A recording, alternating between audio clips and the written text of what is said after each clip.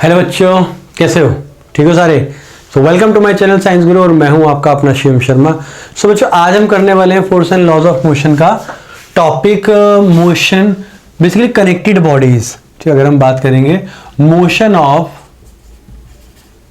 Connected bodies,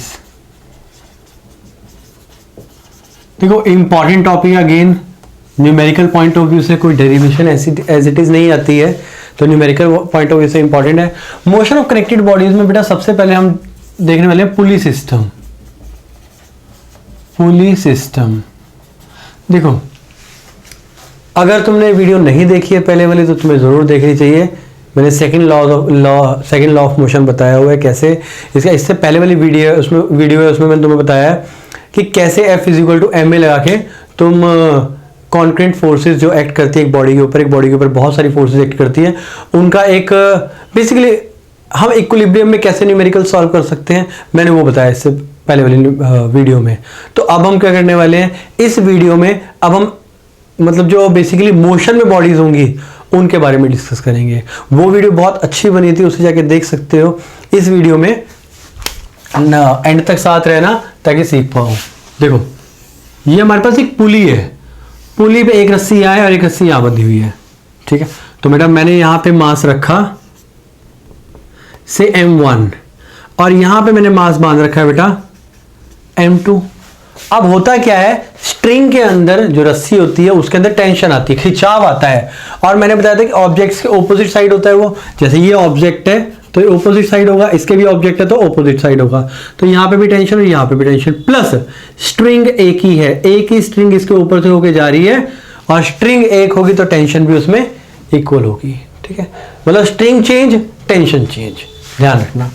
तो ये आ गया। इसकी वजह से एक नीचे mg लगेगा तो m1g और इसकी वजह से लगेगा m2g। क्लियर है? अब मान लेते हैं बॉडी मूव कर रही है, मान लेते हैं बेटा ये बॉडी ज्यादा है तो इस तरफ को मूव करवाते हैं हम इसको और इस तरफ को इधर मूव करवाते हैं। जितनी एक्सेलरेशन से नीचे जाएगी उतनी एक्सेलरेशन से ये ऊपर जाएगी। और ये बेटा पुली जो है वो पाइवेट है, मतलब स्टेशनरी पुली है बेसिकली। ठीक है, मूवेबल पुली नहीं है। दो तरह की पुली होती है, एक मतलब स्टेशनरी होती है और एक होती है जो मूवेबल होती है। जो मूवेबल होती है उसकी एक्सेलरेशन अलग होती है। तो यहाँ पे देखेंगे हम, देखो मान लो वहां पे यहाँ पे वो कहेगा कि find the tension and acceleration of the system. तो इस सिस्टम में सबसे पहले बनता है बेटा फ्री बॉडी डायग्राम। ध्यान देना, free body diagram. Free body diagram वो होता है जिसमें कोई भी एक पॉइंट पे हम नंबर ऑफ फोर्सेस कैलकुलेट कर सकते हैं। जैसे मान लो अभी ये मास है, ये पॉइंट है, इस पॉइंट को देखो m, ये हमारे पास m2 है, इसमें नीचे की तरफ लग रहा है m2g और ऊपर की तरफ लग रहा है टेंशन। तो इसका फ्री बॉडी डायग्राम ये रहा। और इसका बनाना चाहूं तो नीचे की तरफ लग रहा है m1g और ऊपर की तरफ लग रही है टेंशन, तो इसका फ्री बॉडी डायग्राम ये रहा। ठीक है, तो इसको बोलते हैं FBD, फ्री बॉडी डायग्राम। तो हर एक पॉइंट, कोई भी एक पॉइंट जो फिक्स्ड पॉइंट है बेसिकली, तो उसके ऊपर कौन कौन सी फोर्सेस लग रही है वो हम फ्री बॉडी डायग्राम से बता सकते हैं। ठीक है, अब देखो निकालना बताता हूं कैसा है। ये सिस्टम इधर जा रहा है, ये सिस्टम उधर जा रहा है। जब ये सिस्टम इधर जा रहा है इसका मतलब ये वाला मास बड़ा है, तो बड़ा मास छोटा mass is equal to ma। ये दोबारा से मंत्र याद रखोगे बेटा, F net is equal to ma। बहुत इंपॉर्टेंट मंत्र है। ठीक है, इसमें बहुत सारे न्यूमेरिकल सॉल्व किए हैं, तो हमारे आज भी ये न्यूमेरिकल सॉल्व करने वाले हैं। तो देखो इसमें देखते हैं, इसमें m1 नीचे की तरफ एक्सेलरेशन हो रही है और इसमें ऊपर की तरफ एक्सेलरेशन हो रही है। तो देखो इसमें नीचे की तरफ होगी तो m1g बड़ी force minus tension is equal to m1a। और ऐसी यहां पे बनेगी एक जो इसकी वाली है, वो क्या बनेगी, पहले एक काम करते हैं इक्वेशन नंबर 1 मार्क कर लेते हैं इसे। ठीक है, अब दूसरी वाली इक्वेशन यहां से बनाते हैं। यहां से इक्वेशन कैसे बनेगी, देखो ऊपर की तरफ जा रहा है तो बड़ी force tension minus m2g is equal to m2a। Now this is the second equation, ये आ गया। नाउ तो दो इक्वेशन, दो वेरिएबल आराम से हो जाएगा। तो मैं क्या करता हूं, यहां से टेंशन लेके इसमें पुट कर देता हूं। तो T इज इक्वल टू, अगर मैं m2 कॉमन लूं तो क्या आएगा, a प्लस g, ये इक्वेशन आएगी। Now put in equation 1। तो टेंशन की वैल्यू इसमें पुट कर देते हैं तो क्या आएगा, ध्यान से देखो, m1g minus m2a minus m2g is equal to m1a। यही आएगा हमारे पास, इजी है। नो, ध्यान से देखते हैं। अब अगर मैं इसमें M2 M1 कॉमन लूं, ध्यान से देखते हैं बेटा, यहां से एक काम करते हैं, G कॉमन लेते हैं, वहां से A कॉमन लेते हैं। जब मैं उसको वहां ले जाऊंगा, देखो M1 माइनस M2, ये मैंने G कॉमन लिया, और अगर वहां पे जाऊंगा, देखो ये वैल्यू तो है यहाँ पे, ये वैल्यू वहां जाएगी, तो क्या आएगा M1 plus M2 into A। तो एक्सेलरेशन की वैल्यू आ गई बेटा हमारे पास यहाँ पे M1 minus M2 upon M1 plus M2 into G। ये आ गया, ये सारी वैल्यूज के नीचे आ गई, तो ये आ गई एक्सेलरेशन। अब एक्सेलरेशन की वैल्यू में टेंशन में पुट करूंगा तो मेरे पास वहां पे टेंशन आ जाएगी, यहां से भी आ सकती है। अगर तुम्हें यहां से नहीं निकालना तो एक काम करते हैं बेटा, हम देखो अलग तरीके से निकालते हैं। अब मैं क्या करूंगा, इन दोनों इक्वेशन को सॉल्व कर लो, कहां चलेगी, हाँ इन दोनों को इक्वेशन को सॉल्व कर लो, एक इसको और एक इसको, इन दोनों को सॉल्व कर लो। देखो ध्यान से इधर देखते हैं, तो M1A अपॉन M2A, मैंने क्या किया, ऊपर रहने दिया नीचे रहने दिया, तो ऊपर क्या आएगा हमारे पास यहाँ पे M1G माइनस T अपॉन यहाँ पे कितना आया हमारे पास T माइनस M2G, यही आएगा। A कैंसिल हो गया, अब हमने टेंशन निकालनी है, तो मल्टीप्लाई कर लेते हैं बेटा। देखो जरा M1T minus M1 M2G is equal to M1 M2G minus tension, ये आ गई। अभी जब टेंशन देखो यहाँ माइनस में, इधर जाके प्लस 2 में आ जाएगी, ध्यान से देखेंगे, ये वैल्यू वहां जाके प्लस में होगी, ये वैल्यू यहाँ जाके मतलब प्लस में हो जाएगी। देखो ये टेंशन माइनस में है, इधर आके प्लस में होगी, ध्यान देना। तो T plus T is 2T, नहीं वैल्यू 1 आएगी आई थिंक, नहीं सॉरी, M1T प्लस T, थोड़ी सी गलती होगी बेटा यहाँ पे, M2T आएगा, मैंने गलती कर दी यहाँ पे। तो देखो जब ये मल्टीप्लाई किया तो M1 M2G इंटू M2T आ गया, जब यहाँ से T कॉमन हुआ तो M1 प्लस M2 आ जाएगा। यहाँ पे अगर बात करेंगे जाके वहाँ प्लस 1 होगा, अगर G कॉमन ले ले क्या रह गया हमारे पास M1 M2, ये आ गया, ठीक है। नो, तो इसकी वैल्यू नीचे जाएगी तो कितना आएगा हमारे पास, T कॉमन लिया तो M1 plus M2 is equal to G M1 M2, ये आएगा हमारे पास।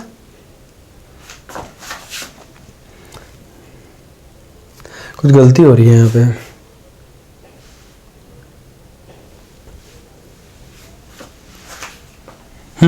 ये 2 टाइम्स होगा बेटा, ये 2 टाइम्स होगा, ये भी 2 टाइम्स हो गया, ये G हो गया, और ये वैल्यू सारी इसके नीचे आ गई। तो हमारे पास जो रिजल्टेंट आया T is equal to 2 M1 M2 upon M1 plus M2 into G। बेटा ये टेंशन आई है हमारे पास, क्या ये tension is equal to 2 M1 M2 upon M1 plus M2। ये कॉम्प्लीट एग्जांपल लिया था मैंने पुली का, ठीक है। ऐसे सारे क्वेश्चन सॉल्व होंगे, तो चलो एक काम करते हैं बेटा, क्वेश्चन सॉल्व करते हैं, क्योंकि ये टॉपिक क्वेश्चन से ही सॉल्व करने वाला है, ठीक है, अदरवाइज ऐसे समझाने वाला नहीं है, ऐसे कुछ नहीं है इसके अंदर, सारी चीजें क्वेश्चन से ही पता लगेंगी। चलो शुरू करते हैं। देखो बच्चों, एक क्वेश्चन दिया हुआ है, डायग्राम में पहले ही बना चुका हूँ ताकि टाइम ना खराब हो। देखो क्वेश्चन दिया हुआ है, the mass M1 M2 and M3 of the 3 body show in the figure are 5, 2 and 3 kg। मतलब ये हमारे पास 5 kg है, ये हमारे पास 3 kg है, और ये हमारे पास 2 kg है। ये 5, 3 एंड 2 नहीं, 5, 2 एंड 3 सॉरी, तो 5, 2 एंड 3, ये 3 हमारे पास मासेस रखे हैं। अब वो कह रहा है कि calculate the value of the tensions T1, T2 and T3। तो बेटा तीनों की वैल्यू दिखाओ। एक तो ये बोल रहा है वो, ठीक है, बहुत बढ़िया। फिर वो बोल रहा है when the whole system is going upward with the acceleration 2 metre पर सेकेंड। जब ये पूरा सिस्टम 2 मीटर पर सेकेंड से स्क्वायर से ऊपर जा रहा है, क्या बताया, ये पूरा सिस्टम 2 मीटर पर सेकेंड स्क्वायर से ऊपर जा रहा है। एक पहला पार्ट ये था। दूसरा part the whole system is stationary. तो दूसरा पार्ट कह रहा है बेटा ये होल सिस्टम स्टेशनरी है। दोनों केस में T1, T2 और T3 निकालो। तो सबसे पहले दूसरा वाला करते हैं, बहुत इजी है, क्योंकि स्टेशनरी मतलब इक्विलिब्रियम ऑफ कंकरेंट फोर्सेस, और सेम चीज मैं पहले वाली वीडियो में करवा चुका हूं, ध्यान देंगे बेटा। तो अगर ये स्टेशनरी है, रुका हुआ है, मूव नहीं कर रहा, देखो अगर यहां बात करें तो यहां पे एक फोर्स लगेगी बेटा M3G। अब मैं क्या करने वाला हूं, हर एक का फ्री बॉडी डायग्राम बनाने वाला हूं, क्योंकि फ्री बॉडी डायग्राम बेटा बहुत हेल्प करता है, ठीक है, तो तुम्हें भी सीखना चाहिए। तो फ्री बॉडी डायग्राम देखो ध्यान से देखेंगे, पहले मैं इस पॉइंट का बनाऊंगा M1 का। तो ये M1 है मेरे पास, ऊपर की तरफ लग रहा है टेंशन T1। अब देखो ध्यान से देखना बेटा, नीचे की तरफ क्या है, M1 जी, यही है, ठीक है। बट अगर ध्यान से देखो, तुम ध्यान दो, अगर मैं टेंशन को इंक्लूड ना करूं, इस पूरे सिस्टम को एक ही देखूं, एक तो ये हमारे पास T1 आ गया और ये पूरा सिस्टम एक ही आ गया, लास्ट फोर्स तो ये है ना, फ्री बॉडी डायग्राम तो यही कहता है, ठीक है। लेकिन अगर फ्री बॉडी तुम डायग्राम ध्यान से देखो तो T2 तो ये भी लग रही है ना, एक T2 लग रही है और साथ में M1G भी लग रहा है। तो एक काम करूंगा बेटा, मैं सबसे इजी तरीका बताऊंगा तुम्हें, सिखाऊंगा करने का। तो सिंपल देखो, इस स्ट्रिंग पे इनका भी वजन है, तो ये पूरा वजन आ गया, ये रहा, ठीक है।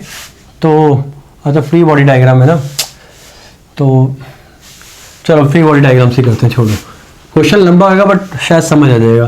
देखो T2 ऊपर की तरफ है और इसकी T2 इस तरफ है, T3 ऊपर की तरफ है, इसकी T3 इधर तरफ है, और इसका, इसमें कोई टेंशन ही नहीं है, ठीक है। नो, इसमें एक और फोर्स नीचे की तरफ लग रही है बेटा, मार्कर क्या है दूसरा, ये रहा, इसमें एक और फोर्स नीचे की तरफ लग रही है, ये क्या है M1G, और इसमें एक और फोर्स लग रही है M2G, और इसमें लग रही है M3G। अब ध्यान से देखेंगे, एक तो ये फोर्स होगी और साथ में एक फोर्स और लग रही है यहां पे, क्या, T2, क्लियर है। दूसरे डायग्राम पे देखते हैं। अब दूसरे केस में ऊपर की तरफ लग रही है T2 और नीचे की तरफ लग रही है दो फोर्सेस, कौन कौन सी, एक तो T3 और एक लग रही है M2G। अब तीसरे केस में अगर मैं देखूं तो ऊपर की तरफ लग रही है बेटा T3 और नीचे की तरफ लग रही है M3G, ठीक है। ये है फ्री बॉडी डायग्राम। जिस पॉइंट पे, जिस बेसिकली मास पे जो फोर्सेस लग रही है उनको रिजॉल्व कर दो। तो इस पे ये फोर्सेस लग रही है। अगर मैं सबको अलग अलग करूं, देखो T1 is equal to T2 plus M1G, क्यों, क्योंकि ये मूव ही नहीं कर रहा। अगर ये सिस्टम मूव नहीं कर रहा, इसका मतलब ऊपर की फोर्स इज इक्वल टू नीचे की फोर्स, एक तरफ की फोर्स इज इक्वल टू दूसरी तरफ की फोर्स। तो एक तो ये आ गया, दूसरा यहां से क्या आएगा बेटा, T2 is equal to T3 plus M2G, और एक यहां से आ गया T3 is equal to M3G, ये आ गया। T3 यहां पुट करूंगा तो क्या आएगा, ध्यान दो, तो T2 is equal to M3G plus M2G, इसको यहां पुट करूंगा तो T1 इज इक्वल टू एक तो M1G हो गया, साथ में M2G भी हो गया, प्लस M3G भी हो गया। तो ये आ गया तुम्हारे पास। अगर इसको फ्री बॉडी डायग्राम पे ना करो, देखो ये क्या है, ये तो बेसिकली फ्री बॉडी डायग्राम के हिसाब से, मतलब फ्री बॉडी डायग्राम के हिसाब से बताया था। अगर फ्री बॉडी डायग्राम के हिसाब से ना देखो तो क्या होएगा, देखो T1 ये लग रहा है, ये पूरा सिस्टम एक आ गया, तो ये सबसे पहली फोर्स थी, सबसे बाद की फोर्स, तो T1 is equal to M3G, ये भी लगा सकते हो, ठीक है, टोटल फोर्स। तो यहां से भी आ जाएगा आंसर तुम्हारे पास। एनीवेज चलो फिर बाकी काउंट करते हैं। देखो अगर मैं T3 देखूं, यहां से T3 लग गया, छोड़ो ये सब चीजें, तो मैं वैसे बता रहा था। तो यहां से देखो T3 क्या आया हमारे पास, T3 is equal to M3G, M3 कितना है हमारे पास, तो 30, तो 30 न्यूटन। यहां पे पुट करूंगा तो T2 is equal to 30 plus M2 कितना है, 20 न्यूटन। क्यों, क्योंकि 20 kg इंटू ग्रेविटी है, तो T2 कितना है हमारे पास, 50 न्यूटन। इसको यहां पुट कर दो तो T1 is equal to 50 newton plus 1 कितना है, 50, तो कितना आ गया, T1 is equal to 100 Newton. तो बेटा तीनों फोर्सेस, तीनों टेंशन आ गई कब, जब ये पूरा सिस्टम इक्विलिब्रियम पे था। अगर ये इक्विलिब्रियम पे नहीं होगा तो क्या होगा वो देखते हैं। तो चलो इरेज करते हैं, फिर आगे बढ़ते हैं। बेटा क्वेश्चन इजी होते हैं इसके, ठीक है, दोनों तरफ से क्वेश्चन हो सकते हैं, फ्री बॉडी डायग्राम से भी हो सकते हैं, और फ्री बॉडी डायग्राम ना बनाओ तो मोशन को रिजॉल्व करके भी कर सकते हो, ठीक है। देखो तो अब ये सिस्टम पूरा का पूरा ऊपर की तरफ जा रहा है, ध्यान देंगे। तो एक एक बॉडी पे, एक एक बॉडी को देखेंगे और रिजॉल्व करेंगे। तो देखो अगर मैं इसकी बात करूं, ये ऊपर की तरफ जा रहा है, या फिर सिंपल, देखो मैं सिंपल चीज बता रहा हूं बेटा, फ्री बॉडी डायग्राम के हिसाब से चलोगे तो वैसे भी कर सकते हो, अगर नहीं चलोगे तो मतलब बिना फ्री बॉडी डायग्राम के हिसाब से चल सकते हो। देखो बड़ी फोर्स ये रही T1, ध्यान देना, सबसे पहले T1 बड़ी फोर्स है, माइनस छोटी फोर्स कौन सी है, T2 minus M1G is equal to M1A। समझ आएगी नहीं, क्या बताया मैंने बताया F net is equal to M। एक बॉडी के ऊपर F नेट कितना लग रहा है, इज इक्वल टू MA। तो इस बॉडी के ऊपर तीन फोर्स लग रही है, एक ही है, एक ग्रेविटी की वजह से और एक T2। तो ये आ गया हमारे पास, ठीक है, बहुत बढ़िया। तो हम अगर मैं इसे सॉल्व करना चाहूं तो क्या आएगा हमारे पास, T1 minus T2 is equal to M1 common है A प्लस G, ये आ गया हमारे पास। क्लियर है? चलो बेटा पहली इक्वेशन आ गई। दूसरी इक्वेशन देखते हैं इससे। तो T2 minus T3 minus M2G equal to M2A, ये आएगा हमारे पास। ठीक है ना, ये उधर जाएगा तो क्या आएगा, T2 minus T3 is equal to M common, M2 common है A प्लस G, ये आ गया। नेक्स्ट देखते हैं बेटा आगे, ये आ गया हमारे पास T3 इज इक्वल टू, नहीं सॉरी T3 ऊपर की तरफ लग रही है minus M3G is equal to M3A। तो यहां से T3 आया मेरे पास, M3 कॉमन लिया तो A प्लस G। अब देखो अगर T3 की वैल्यू यहां पुट करूंगा, वैसे तो वैल्यू निकाल के तुम्हारे पास डायरेक्ट आ जाएगी, क्यों, तुम्हारे पास M3 भी है, A भी है और G भी है। ठीक है, T3 निकलेगी, फिर T3 को इसमें डालोगे, फिर T2 को इसमें डालोगे तो इजी हो जाएगा। जैसे देखो अगर मैं सॉल्व करके दिखाऊं तो T3 is equal to M3 कितना है हमारे पास 3 kg और A कितना है हमारे पास 2 प्लस ग्रेविटी कितनी है 10। तो T3 हमारे पास आया बेटा 20 और 3 60 न्यूटन। क्यों, क्योंकि 20 और 3 60 न्यूटन। मैं एक वैल्यू चेक कर लूं, बाकी सारी यही आएंगी। ठीक है, 9.8 के हिसाब से बेटा 59 न्यूटन आया है, तो ये आ गया। अब इस T3 की वैल्यू यहां डाल दो, देखो जरा T2 is equal to M2 कितना है हमारे पास 2 kg, तो A प्लस G कितना है हमारे पास सेम 12, और ये T3 वहां प्लस हो जाएगा तो प्लस इज इक्वल 60। तो T2 कितना है हमारे पास, देखिए जरा 60 और 24 84 न्यूटन। अब इसकी वैल्यू यहां पे डाल देंगे तो क्या आएगा हमारे पास T1 is equal to, T2 कितना है हमारे पास 84 प्लस M1 कितना है हमारे पास 5 इंटू A प्लस G मतलब A और 2 और 10 मतलब 12। तो कितना है T1 is equal to 84 plus, आगे देखते हैं तो 12 5 जा 60, तो दोनों को सॉल्व किया तो T1 क्या है हमारे पास, तो 8 और 4 120, तो 124 न्यूटन। तो ये आ गया हमारे पास दिस ये वैल्यूज आ गई हमारे पास। ठीक है, ऐसे क्वेश्चन सॉल्व कर सकते हैं हम। तो ये था दूसरा क्वेश्चन जो हम बेसिकली मोशन में यूज करते हैं। ठीक है, तो हमने यहाँ पे दोनों चीज देखी, कंकरेंट फोर्सेस भी देखा, मतलब जब सिस्टम स्टेशनरी हो तब भी देखा, और जब मूव करता है तो भी देखा। चलो अगला क्वेश्चन करते हैं और जो हमारा कंसेप्ट है उसको और ज्यादा अंडरस्टैंड करते हैं। देखो एक ये क्वेश्चन है, in terms of masses m1 m2 and g find out the acceleration of both the blocks. A निकालना है बेटा दोनों का, एंड फ्रिक्शन पुलिस दे रखी है और ये सिस्टम दे रखा है। ठीक है, सिस्टम बना हुआ है, एज इट इज सिस्टम बना हुआ है। मैं रिजॉल्व करके दिखाता हूं बेटा। एक नीचे की तरफ गया M2G और यहां पर एक गया M1G और ऊपर की तरफ गया R, हालांकि इसका कोई मतलब नहीं है। अगेन ये तभी यूज होगा बेटा अगर तुम्हारा वर्टिकल मोशन पे कोई होगा, वर्टिकल मोशन पे है नहीं तो कुछ नहीं। यहां से जो एक्सेलरेशन A आएगी, ध्यान देना बेटा, ये टेंशन है T1। तो अगर देखो अब यहां की टेंशन ये ना मूवेबल पुली है, ये फिक्स पुली है, ये मूवेबल है। देखो अगर ये नीचे जाएगी तो वो इसमें और इसमें, वो दोनों एक्सेलरेशन इसमें और इसमें डिवाइड हो जाएगी। मतलब ये है कि इसके अंदर जो एक्सेलरेशन रहेगी, मतलब ये जो ये बॉडी है नीचे की तरफ जाएगी, फिर जाएगी A/2 से। क्लियर है, करके देखते हैं एक बार, तब मजा आएगा। देखो इस बॉडी पे देखते हैं, नीचे की तरफ जा रही है तो M2G माइनस T2, तो M2G minus T2 is equal to M2A, एक इक्वेशन। दूसरी equation T2 is equal to T1 plus T2। Reason क्या है इसका, रीजन क्या है इसका, रीजन ये है कि ये दोनों मूव नहीं कर रही बेटा, टेंशन तो खिंचाव तो सेम ही है, खिंचाव में फर्क नहीं आ रहा है। तो T1 तो क्या आएगा, T2 is equal to 2 times T1, एक इक्वेशन ये बन गई। तो एक इक्वेशन हमारे पास ये आई, एक इक्वेशन हमारे पास ये आई। तीसरी इक्वेशन हम यहां से निकाल लेंगे, T1 minus 0 is equal to M1A, ये है ना, पीछे कोई फोर्स लगी इस तरफ जा रही है, तो यहां से क्या आएगा T1 is equal to M1A, ये आ गई हमारे पास। हमें निकालना है बेसिकली एक्सेलरेशन, तो पहले A निकाल लेते हैं, बेटर रहेगा, फिर बाकी सारी चीजें निकल जाएंगी। T1 की वैल्यू अगर यहाँ पुट करूंगा, देखो ये इक्वेशन नंबर 1 है, ये इक्वेशन नंबर 2 है, इक्वेशन नंबर 3 है। ध्यान से देखो, इतनी कोई इक्वेशन है नहीं तो स्टेटमेंट नहीं लिखवाऊंगा, बस ध्यान देना। इसकी वैल्यू इसमें पुट करूंगा तो क्या आएगा हमारे पास, T2 is equal to 2 times M1A and A is equal to, हाँ तो A इज इक्वल टू क्या है हमारे पास T2 अपॉन 2m1। ये आ गया हमारे पास। उसने यही बोला है in terms of masses m1 m2 and g। तो m1 m2 एंड g में हमने एक्सेलरेशन निकाली, बट यहाँ पे T2 आ गया तो इसमें नहीं माना जाएगा। तो एक काम करते हैं बेटा, अब T2 की वैल्यू इसमें डालते हैं। ध्यान देना, अगर मैं T2 कॉमन लूंगा तो क्या रह गया, g माइनस ये T2g कैसे आ गया बेटा, m2g आएगा।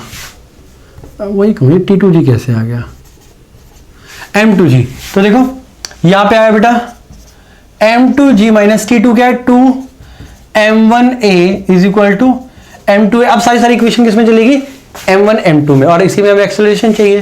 तो मैंने क्या किया, यहां पे प्लस करा, तो m2g इज इक्वल टू, यहां से कॉमन लेंगे, a कॉमन लेंगे तो क्या आएगा, m2 प्लस 2 m1। क्यों, ये जब ये प्लस में रहेगा तो m2 अंदर रहेगा, ये कॉमन आ गया। तो a is equal to m2g over m2 plus 2 times m1। ये आ गई एक्सेलरेशन। अब वो टेंशन बोल रहे हैं निकालने के लिए, एक्सेलरेशन देख लेते हैं बेटा। वो कह रहा है कि in terms of m1 m2 m2 find the acceleration. Acceleration आ चुकी है, neglect all the friction and mass to the पुली।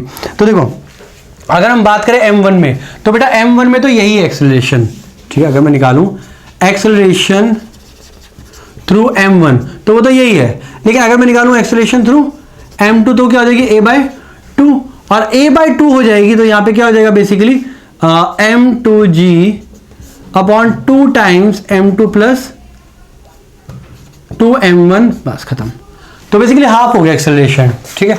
ऐसे बहुत क्वेश्चन देखने को मिलेंगे जिसमें हमारे पास एक्सेलरेशन हाफ हो जाती है। कभी भी मूवेबल पुली आ जाए, कभी भी अगर तुम्हारे पास मूवेबल पुली आ गई तो एक्सेलरेशन को हाफ कर देती है, ठीक है। जैसे गियर वाली साइकिल होती है, गियर वाली साइकिल में तुम क्या करते हो, बहुत ज्यादा फोर्स लगाते हो तो वो थोड़ी सी चलती है। क्यों, क्योंकि उसमें गियर्स का कॉम्बिनेशन कुछ ऐसा बना रखा होता है, पुली मतलब गियर्स लगा रखे होते हैं, जिसकी वजह से वो एक्सेलरेशन अपने आप कम हो जाती है। ज्यादा एक्सेलरेशन पे भी वो एक्सेलरेशन कम शो करता है। तो एक्सेलरेशन तो ए आई है, लेकिन इस पे कौन सी मिल रही है, A2, क्योंकि हमने यहाँ पे एक अरेंजमेंट लगा रखा है मूवेबल पुली का। तो मूवेबल पुली हमेशा ऐसा करती है, ठीक है। चलो अगला क्वेश्चन करते हैं, फिर आगे बढ़ते हैं। देखो क्वेश्चन है, a body m1 10 kg is placed on a smooth horizontal table। तो ये बेटा m1 दे रखी है हमें, and which is equal to 10 kg।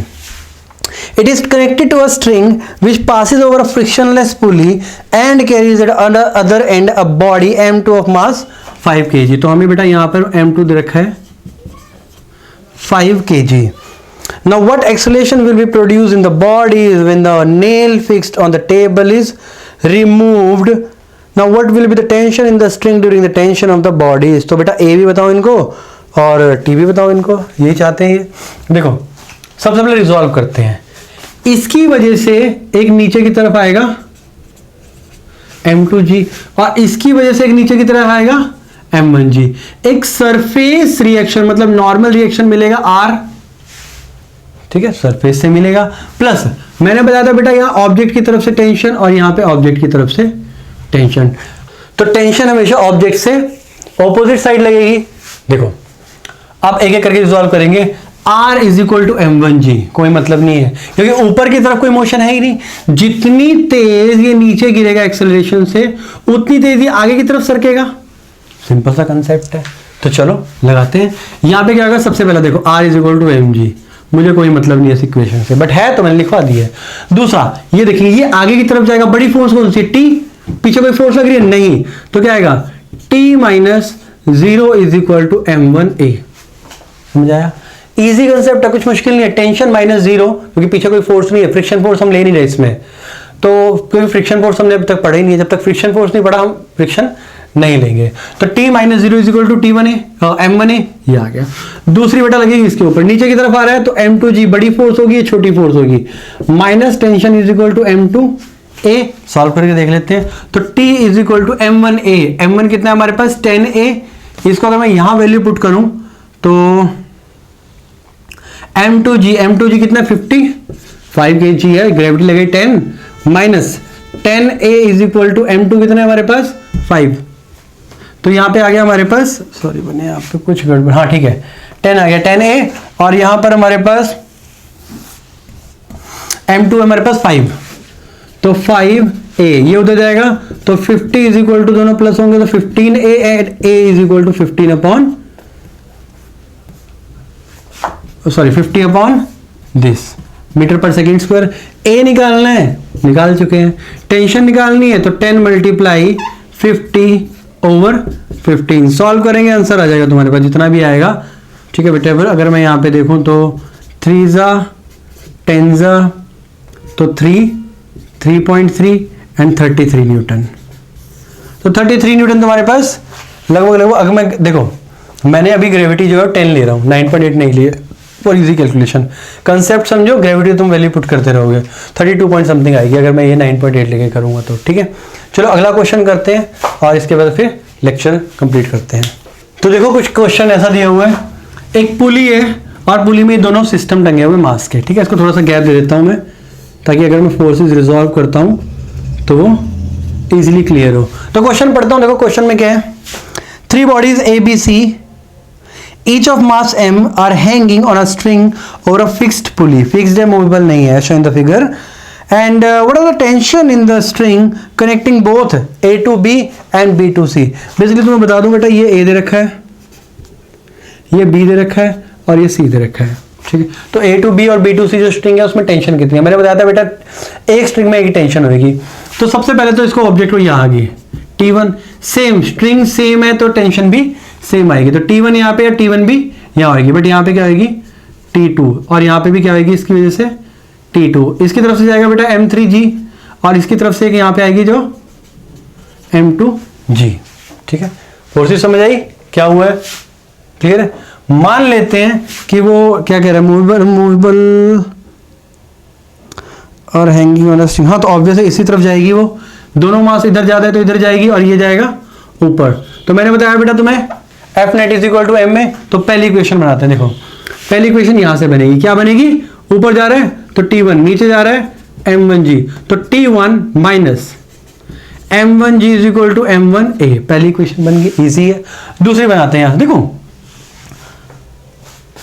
मैं चाहूं तो इन दोनों को एक सिस्टम यूज कर सकता हूं। तो एक काम करते हैं, एक सिस्टम यूज कर लेते हैं, T2 बाद में निकाल लेंगे क्योंकि 3 इक्वेशन फिर कॉम्प्लिकेट बन जाएगा। देखो मैंने क्या किया, एक नई चीज भी तुम्हें पता लगेगी। तो M2 और M3 मैंने एक ही में ज्वाइन कर लिया, तो कितना आ गया M1 plus M2 into G। तो ध्यान देंगे नीचे की तरफ जा रहा है तो बड़ी फोर्स कौन सी होगी, M1 plus M2 plus M3 into G, क्योंकि दोनों की वजह से नीचे, अगर मैं इन दोनों का सिस्टम को एक ही मान लूं, ये 2 है 3 है तो 5 kg हो गया ना, तो 5G, दोनों का प्लस क्या है 5G, माइनस ऊपर लगा T1 is equal to M2 plus M3 into A, ये आ गया। तो ये इक्वेशन आ गई, मैंने दोनों के दोनों सिस्टम को एक ही सिस्टम यूज कर लिया, M2 और M3 को। और क्वेश्चन में दे रखा है बेटा कि इन सब का जो ABC है इन सब का मास सेम है। तो देखो अगर मास सेम है तो क्या कर सकता हूं मैं, यहाँ पे T1 की वैल्यू तो यहां से डायरेक्ट निकलेगी। देखो T1 is equal to M common आया तो A प्लस G, बस हमें A की वैल्यू निकालनी है और यहाँ पे डालनी है, यहाँ से T1 आ जाएगा मेरे पास। लेकिन T2 निकालनी है तो A निकालनी पड़ेगी मुझे। तो देखो जरा ध्यान से, अब इसमें क्या आएगा हमारे पास, मास सेम है तो 2mg minus T1 is equal to 2ma। तो अगर मैं यहां से, ध्यान दो, अगर मैं यहां से T1 निकालता हूं तो T1 is equal to 2mg minus A, yes और नो, हो सकता है। ऐसा करते हैं इक्वेशन में मार्क करते हैं इसे, तो इक्वेशन 1 इसे मार्क कर लेते हैं। तो यहां से हमारे पास आया 2m, मैंने कॉमन लिया तो क्या है हमारे पास g माइनस ए, तो इसकी वैल्यू इसमें डाल देते हैं। ये सेकंड इक्वेशन ले लेते हैं हम, ये वाली, और ये लेते हैं थर्ड। तो put T1 from equation 3 to 1। तो अगर मैं इसके अंदर वैल्यू पुट करूंगा, ध्यान देते हैं क्या आएगा, 2mg minus A minus M1G is equal to M1A। मैंने क्या किया, T की वैल्यू यहां से उठाई और इसमें डाल दी। जब इसके अंदर डाल देंगे तो क्या आएगा हमारे पास, ध्यान से देखो, 2mg minus 2ma minus M1G is equal to M1A, यही आ गया। अगर मैं इसको उधर ले जाऊं, M1 M2 तो है नहीं, क्या M रह गया, तो इसको MM कर लेते हैं, बेटर रहेगा। ये रहा हमारे पास। तो ध्यान देते हैं, 2mg में से mg गया तो कितना है हमारे पास, 2mg में से mg जाएगा तो simple mg is equal to, ये उधर जाएगा तो प्लस हो गया तो 3ma, क्योंकि 2m ये एक वो रहा तो 3ma हो गया। नीचे आएगा तो m से m cancel, a is equal to g/3। तो a/g मतलब a is equal to g/3 हो गया। तो चलो पुट